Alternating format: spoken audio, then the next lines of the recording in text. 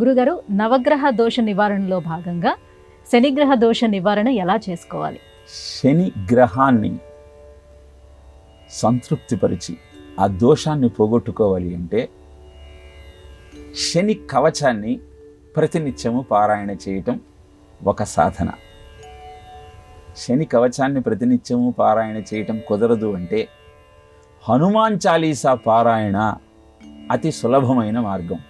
ప్రతినిత్యము 11 సార్లు హనుమాన్ చాలీసా పారాయణ చేసి శనివారం నాడు ఆంజనేయ స్వామి దేవాలయానికి వెళ్ళి దీపారాధన చేసి ఆ దీపంలో కొంచెం సింధూరాన్ని వేసి స్వామికి నమస్కరించి అక్కడే కూర్చొని వీలైతే 11 సార్లు హనుమాన్ చాలీసా పారాయణ చేయగలిగితే శని దోషము నివృత్తి అవుతుంది.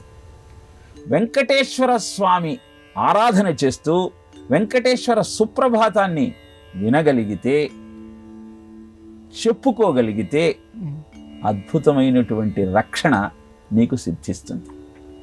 ఇక శని కర్మకారకుడు.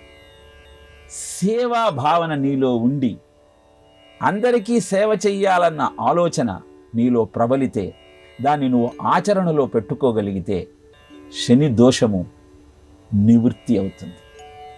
శని వస్తున్నాడని భయపడతారు, కానీ శని కర్మ ఫల ప్రదాత. నువ్వు సత్కర్మ చేస్తే సత్ఫలితాలు ఇస్తాడు, దుష్కర్మ చేస్తే దుష్ఫలితాలు ఇస్తాడు.